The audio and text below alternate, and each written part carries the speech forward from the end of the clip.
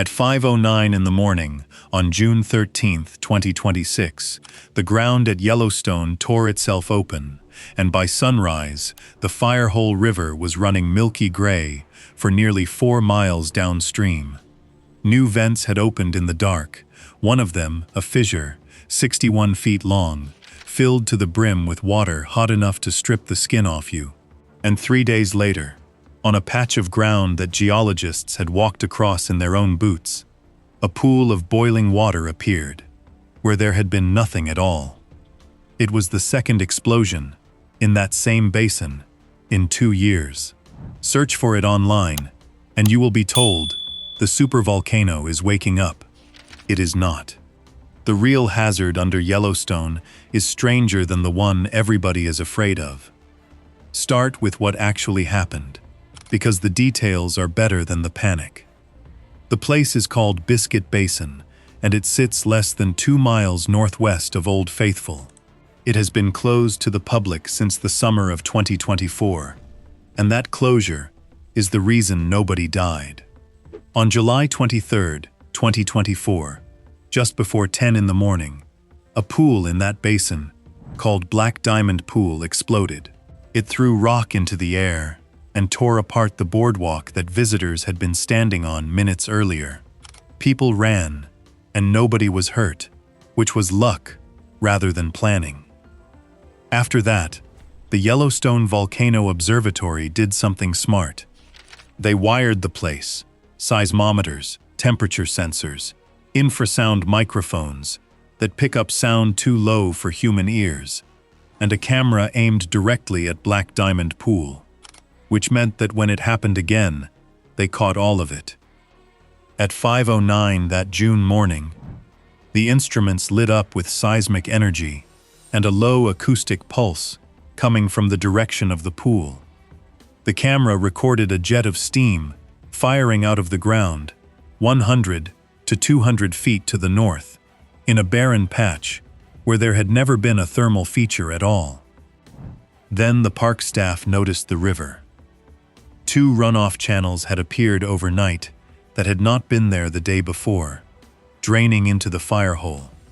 The water they carried was gray with sediment, and it stained the river milky for miles. Geologists got in the next day and found 3 separate groups of new vents.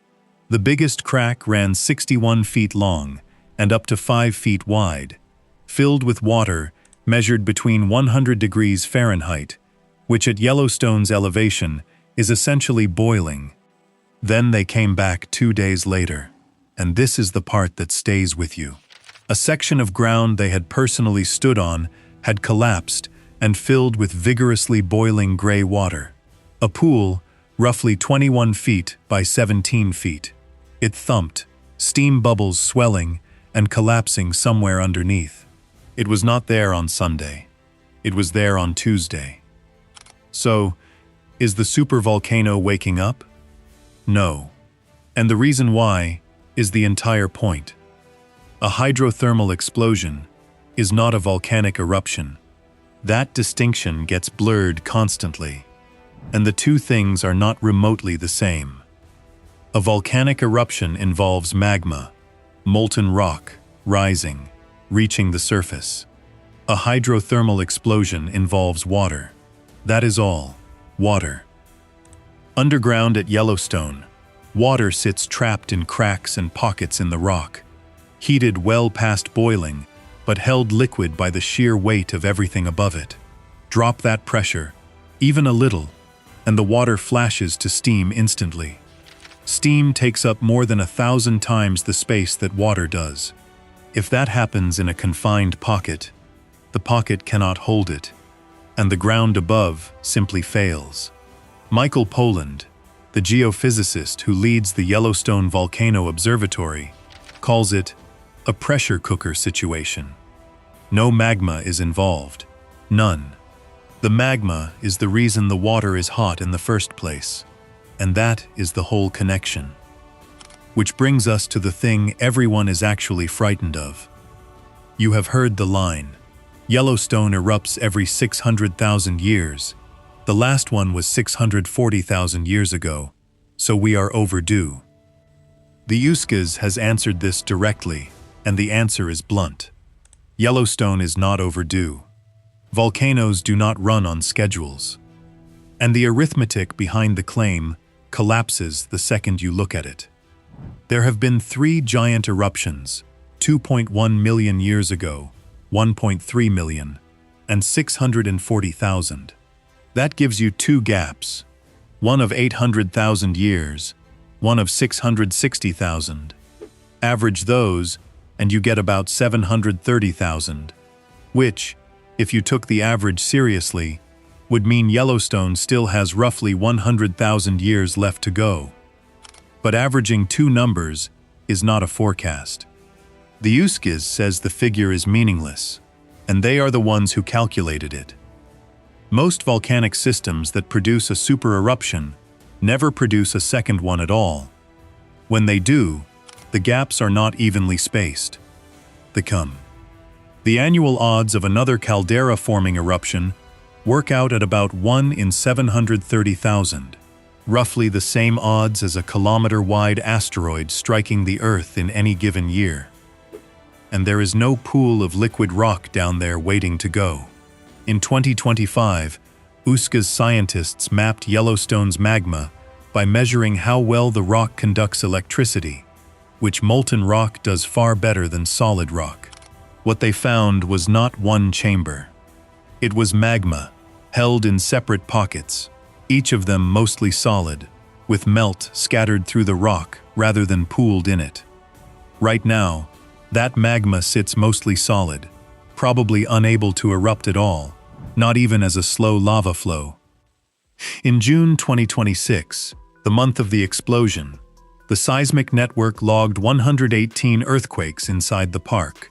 The largest was a magnitude 2.4, too small for anyone to feel. The caldera itself has shown no uplift or subsidence since December 2025. The alert level never moved off normal. Nothing is waking up. But here is the part the fear machine leaves out, and it is the more interesting half. Ask the USGS what the most likely eruption at Yellowstone actually is, and the answer is not a super eruption. It is not even a lava flow. It is a hydrothermal explosion. The exact thing that happened on June 13th. That was not a warning sign pointing at something bigger. That is the hazard. The most probable violent event in Yellowstone's future is the one that already keeps happening. Small ones go off in the park every few years and punch a crater a few meters across, while every few thousand years, one goes much larger and leaves a crater a few hundred meters wide. And then there is the top end of the scale. On the north shore of Yellowstone Lake, there is a place called Mary Bay. It is not a bay. It is a crater, blasted out by steam a few thousand years ago, and it is more than a kilometer across. No magma, just water, and pressure, and one bad second. That is the real hazard. Not a continent killer, on a schedule that does not exist, but a sudden, local blast from a system nobody can predict yet. The boardwalks at Yellowstone run directly over these features. Nobody has ever found a reliable warning sign for one. That is exactly why June 13 matters so much to the people who study this. The explosion went off roughly 100 meters from a monitoring station, inside the densest instrument coverage anywhere in the park, possibly the closest anyone has ever recorded one of these events. Poland's team is now combing back through everything the sensors captured in the hours before it happened, looking for anything that shifted. A tremor, a temperature blip, a sound. They might find nothing. It is still the best chance anyone has had. So, Yellowstone exploded twice in 2 years, and the USGS had it sitting at normal the entire time. The supervolcano was never the story. The water was. And the crack that opened on June 13th is still out there, still boiling, still draining into the firehole. Nobody knows whether it lasts a season or a century. Nobody knows where the next one opens.